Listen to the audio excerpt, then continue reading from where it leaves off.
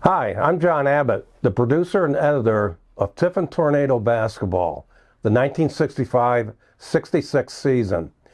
When one of my son-in-laws first visited Tiffin, his immediate observation was there were a lot of basketball hoops in driveways. He was right. Tiffin always liked its basketball. I hope you enjoy this documentary video of Tiffin Columbian High School's championship team, one of the best in the school's history.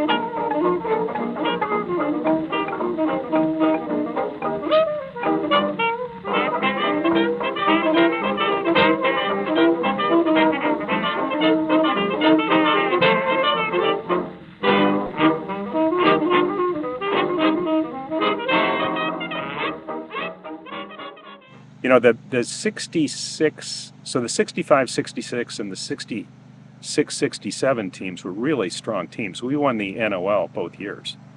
And of course, the 66 team won the sectional championship.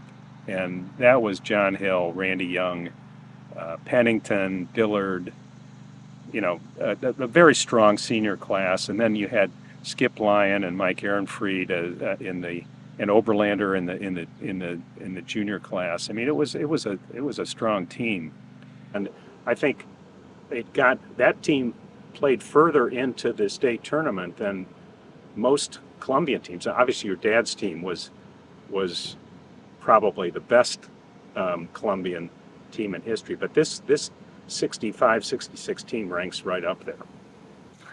I don't remember exactly who asked me to do it, but I was a statistician, manager. I'm pretty sure I was the official scorekeeper for home games. You know, the East Junior High School gym was right out of Hoosiers. Old. It was a shortened floor. You know, the mid-court line there were two mid-court lines because the floor overlapped a little bit, and there was a balcony around the top end, real old. And so I sat at the official scorekeeper's table with whoever was running the scoreboard, I had a little book that spiral bound that was the official scorebook. I have no idea where that is today. And so that was fun. I got involved because most of my friends were on the basketball team. I was never quick enough or good enough to be on the team, but I wanted to be around it. When I got to Columbian as a sophomore, I wanted to continue.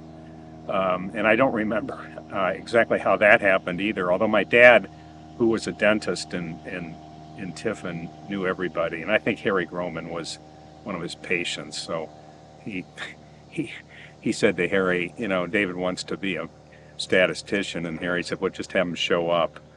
And I did. Bob Gaver was the statistician a year ahead of me. And he was, so he was the senior guy on the team, the two-man team for statisticians. We were part of the manager group. There were 5 or 6 managers. And so Bob took, and because he was the senior guy, he took what I thought was the better statistics group. He tracked the shots. We each had clipboards. This was pre any kind of computer. It was just paper and pencil. He tracked the shots taken, shots made. I had to track all the other stuff: rebounds, assists, turnovers, minutes, a line down every time you saw a rebound or a turnover.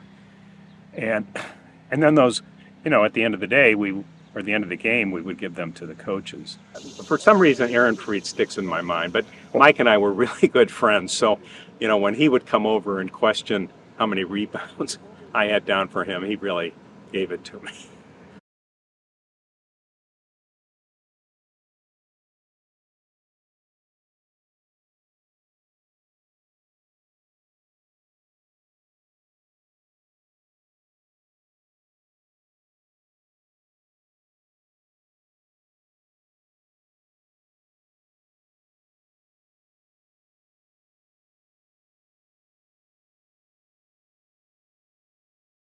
For the year, I took the most shots at 294.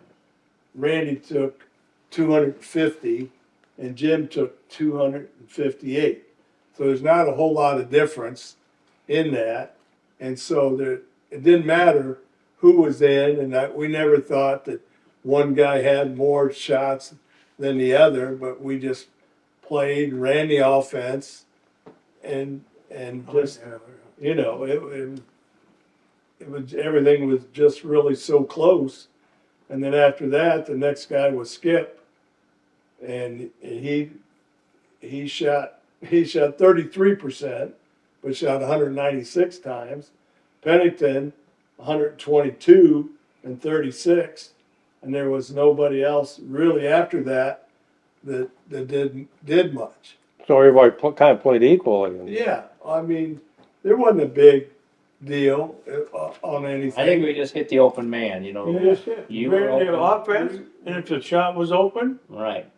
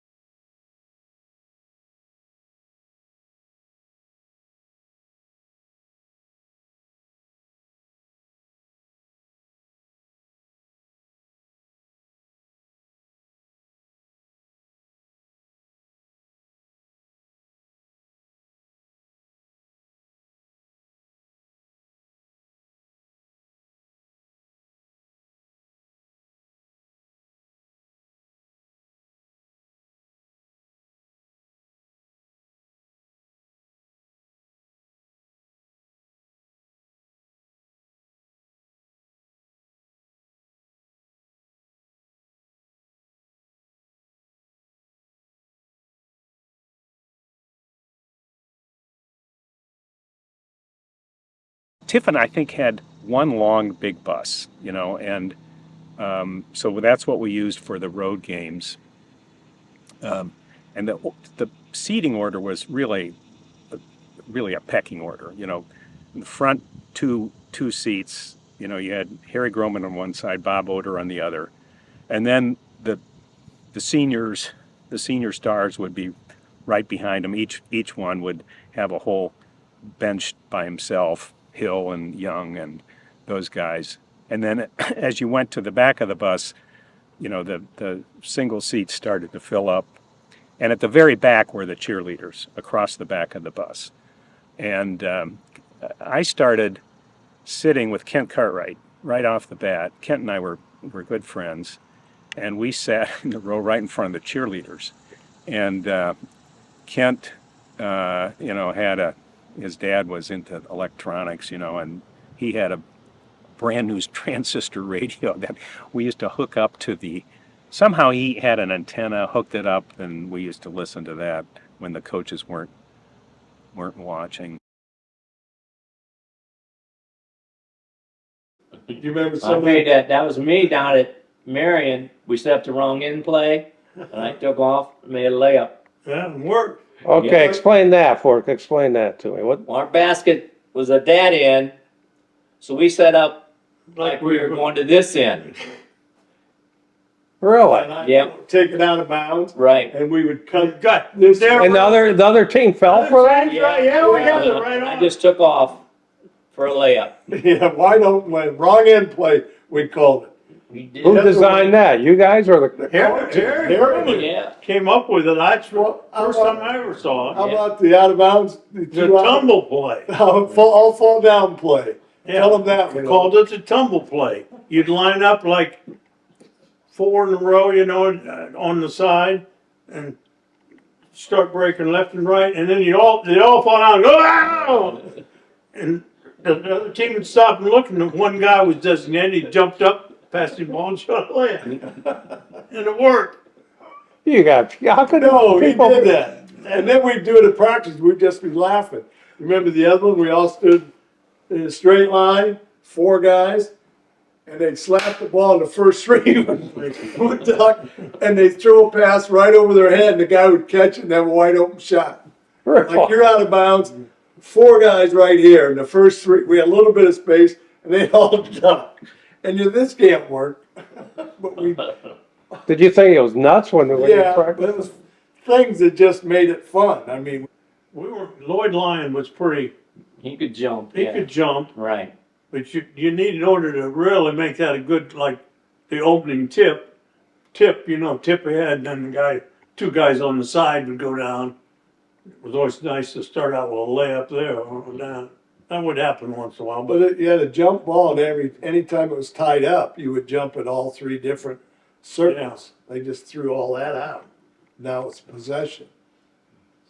yeah, I don't remember what year exactly.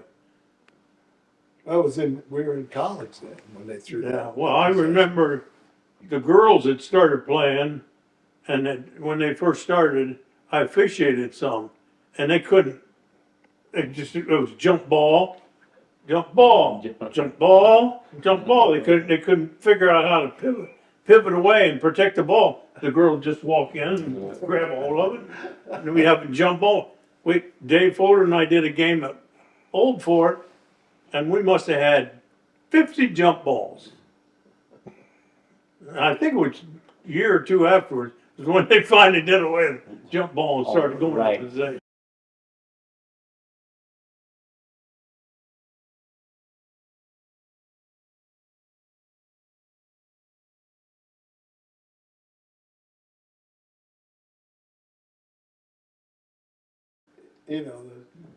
We ran what we call it the interchange. Yeah. We're an interchange. What's the interchange? I don't Explain even that. remember what else we did, bro. We ran off the pass to the wing. Go down the We block. go down to the block. The other guard would come over, reverse the ball, and they would screen down.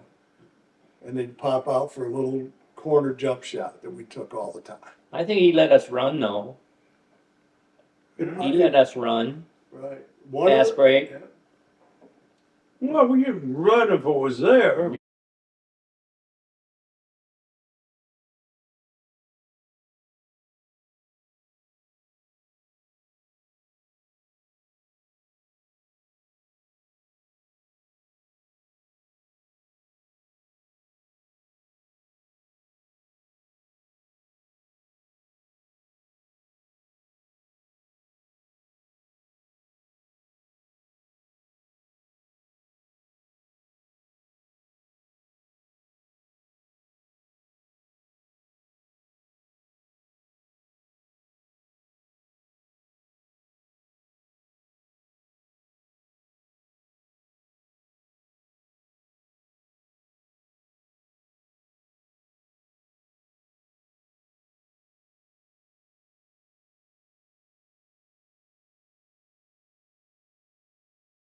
that team back then, the team came out in warm-ups, and these were like, I don't know, sweatshirt kind of warm-ups. Do you remember these things? And you know, cotton, and then they had a tie on the. Today, if you see, you know, players at any level, they just rip these things off and, you know, go to the scores table. So Mark Permar hadn't played, and this was towards the end of the game. We were winning, and Harry wanted to get him into the game. And, you know, he said, "Mark, get ready," you know. And Mark couldn't get his warm-up untied and off his bottom until the game ended. So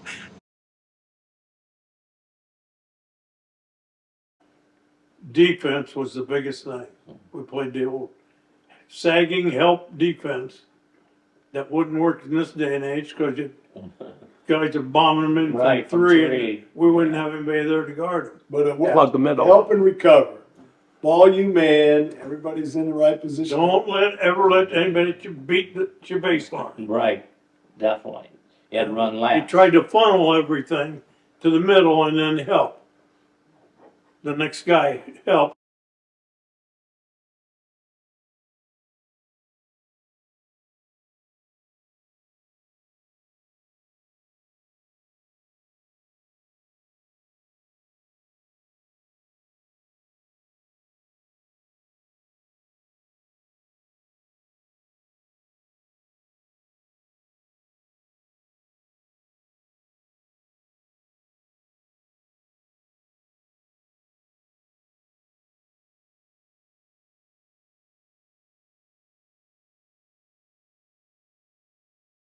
And I could run up the wall, take 2 steps up the wall and jump out and dunk it. I was the only guy dumb Was that legit? enough to try. Was that legit? That could do that No, in it the was game? not during the game. But nobody else would even try it. Because you had to, you know, run up the wall like Spider-Man. I up near now and play pickleball. And if I clear the ground, everybody gets all excited. But he could dunk. He could Yeah. shoot. If he could dunk, Don't worry, it, He 5'7", was fast. No, yeah. 5'6". 5'10". If he dunked it, he's okay. But if he had to shoot a layup, he missed it. I've seen you up at East. Is that right? Oh, I don't know. Yes. Probably. He'd drive the middle and just throw it up there and then miss. Do you remember Columbian hallways? They had the dome, the open light. He'd go down and he'd have his little girls there, and he goes, "Watch me put my head through the ceiling." And he'd run and jump, put his head through the ceiling. We had practice one Saturday morning over Christmas, and my mom didn't wake me up, so he sent Walker to pick me up, and I had to run 25 laps, so I was late. Oh, yeah. Who was Walker? Kenny Wright. Kenny Walker. He was the manager, right? Right. Kenny So Walker. he sent me to bit, and he made me run 20 laps, and I was mad. I said, I didn't even know. Blah, blah, blah. So I can't imagine. Groman started running with me, and he said, "You make a lap, I'll take a lap off." So he'd run with me 2 or 3 laps, and I'd shoot a lap and make it. And he'd Did you guys have to do suicides in practice? probably preseason and stuff, I think. Yeah. Actually, Harry Groman and I went to a clinic. That's when they used to have all kinds of clinics. And it was at Central State of all places. Yeah. And they were running that line drill. And we called it, and the Central State team were called the Marauders. So that's what we called it.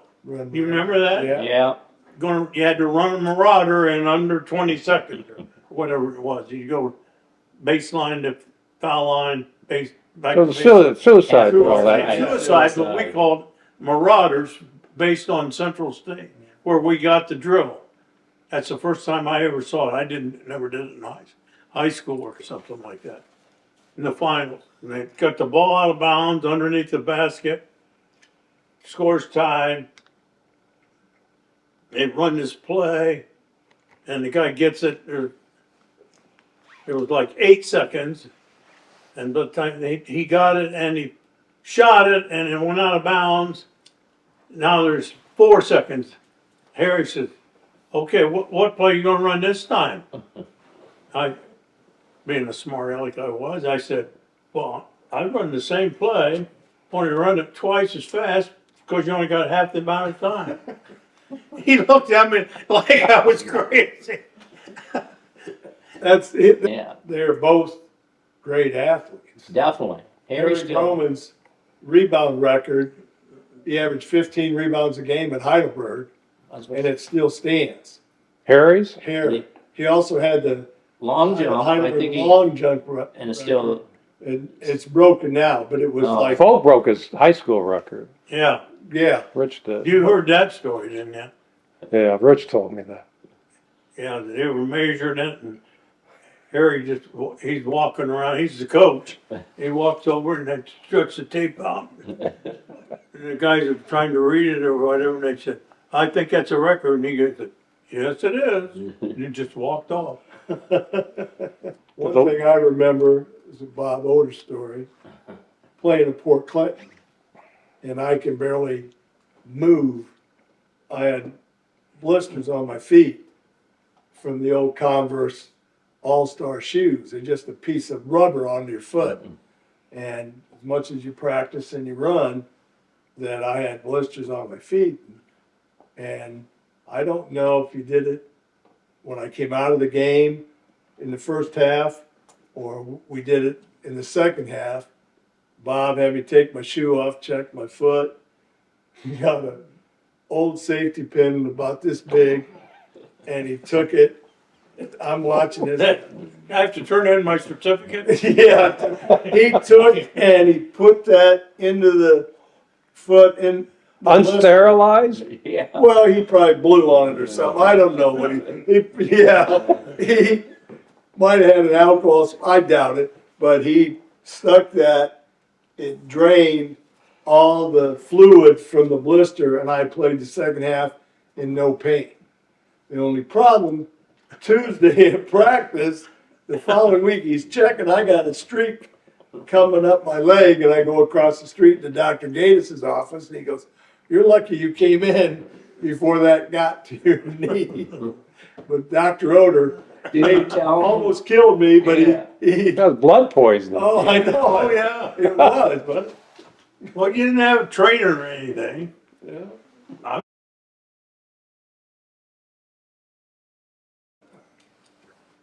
You had to have your hair cut. No beards. Hmm? No beards. No beard. You couldn't be out. What was it? 10 o'clock on. Yeah, during the week. Did he have spies in town that would? Well, Ned, everybody knew him. I remember we won the NOL championship. We beat Norwalk that night, and I was across town on Hedges Street, and without a car, and I had to run home, and I was able to go through all the alleys. The biggest thing was I got to the Market Street Bridge, and I'm in the alley, and I've got to wait till there's no cars coming, and I take off on a dead sprint. As soon as I get over, I cut down Frost Parkway. Now I'm back in the alleys. So I got home, I thought I had it made, and my mom had locked me out of the house. And I had to crawl through the basement window with my suit coat on. Because coaches used to call the house and ask to No, talk to but you? my mom just locked me out. But I mean, no, but if you were out, Harry just, he knew what was going on all the time. I'm not sure how he did sometimes. however, the next day, we played we played Ashland. Ashland Right. and killed them. Here's another Bob Oder story. We had a mini tramp, which luckily we didn't get killed. You take off running. The dunk? Oh, we were dunking. The dunk was fine, except when you hit the floor. Yeah, you had to land. You forget. You dunk it, yay, boom, you hit the floor. It almost killed you. But he would do that, doing all these crazy things off of a mini tramp. We're lucky. Who, Coach Oder would do Yeah, that? he was right there with us. Oh, yeah. You didn't Yeah. hang around after we beat. I don't remember that. They had the trampoline out. So I know there was a bunch of people there. There was a bunch of So kids. Groman wouldn't yell at you, say you're setting a poor example for the team? What's that? Harry would say you're setting a poor example as a coach? He kind of shook his head. And then afterwards, Pennington and I went, they were having a dance at Bucyrus. So Pennington and I went to the gym for the dance. Oh, over Bucyrus at their high school after the game. We went into their dance. Was that against the rules? Well, Bucyrus people would probably, their players probably. Paying to get in? Yeah, their players probably weren't happy we were there. Why didn't you get beat up? I know, we were in there. Hey, they didn't. In and out. Ron, The first few games we played at home, though, it was packed, wasn't it? Oh, yeah. it wasn't a game that you went to the game if you were not an athlete because all the women were there. You talking season games or Every game that I played, that we played At in high Columbian. school, they had the pep squad. All the ladies. All female. You tell me you guys played for the girls? What would you do, John? Everybody. I'm just a the cameraman. women, they When I came play in, football, we could care less they about had girls in the block stands. tees. Right. So they had a gold. They had a gold shirt or a blue shirt. They all Yeah. marched in the Gloves are The different. gloves. Packed. The gyms were packed. We, First, well, there was no ESPN. There was Yeah. nothing on TV. Everybody went there because as soon as the home game was over, everybody went to the cafeteria for a dance. Oh, really? Yeah. After every game. that was another